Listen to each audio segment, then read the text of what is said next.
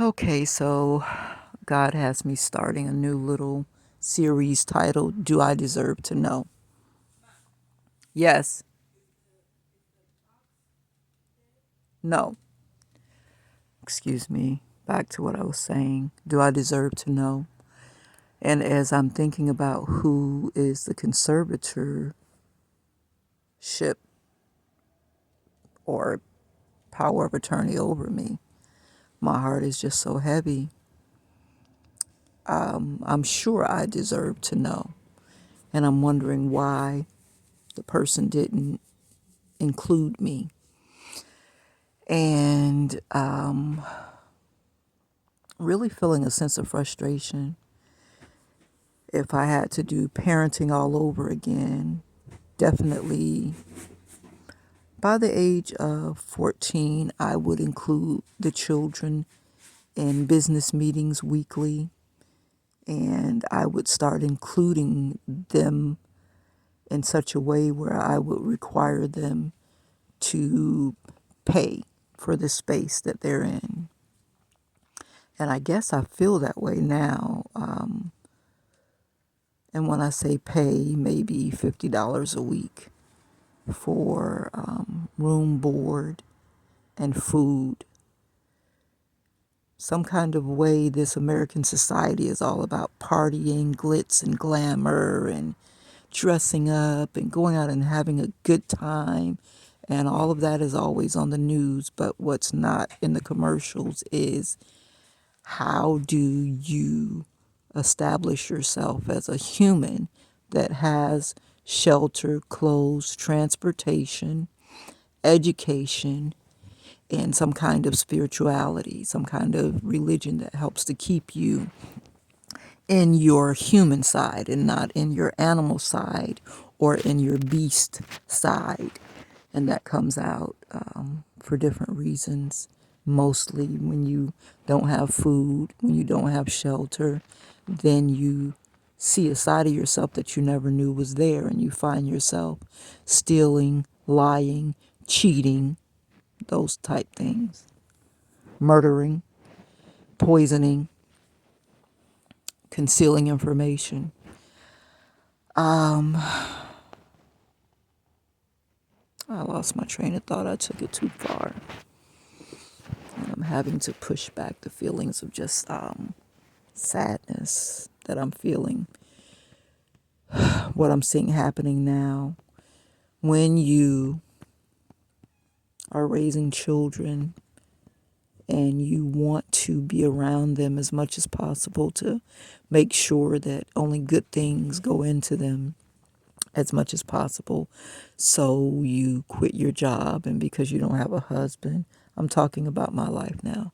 You don't have a husband, and you don't have a male to provide one side of the money for you, because in today's times, women can really provide for themselves.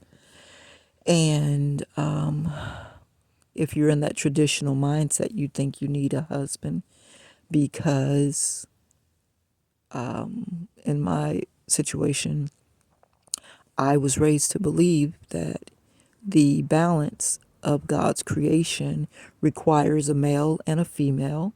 That's the only way children can come here, by sperm and eggs. Even if you take the sperm out of the men and the eggs out of the women, you still had to have a female to provide the egg, and you still had to have a man to provide the sperm. So I still go with that's God's balance. That's the only way that I know that children can come about. The evil geniuses, the scientists, are doing many things, and I've got to get back on my Googling of research and reading what they're doing now. But for this conversation,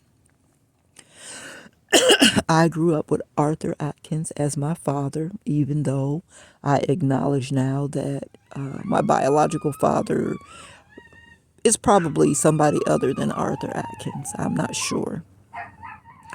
And I grew up with Dorothy Jean Starks was her maiden name. She married Arthur Atkins and became Dorothy Jean Atkins. I grew up with her as my mom. According to my mother, I was born 7 months as a preemie. I lived in the hospital for a bit of time in an incubator. And as a child of the sun, I was dark, dark, dark, dark, dark. When she showed me my baby picture, I was just a itty bitty little raisin. I was dark with bright eyes. And maybe the incubator, the heat lamp made me darker. Maybe it activated my the sebaceous glands in my scalp. What do you call those things in the skin? Maybe I made more melanin. Maybe my pineal gland was more activated because of the sun. Me being under the incubator.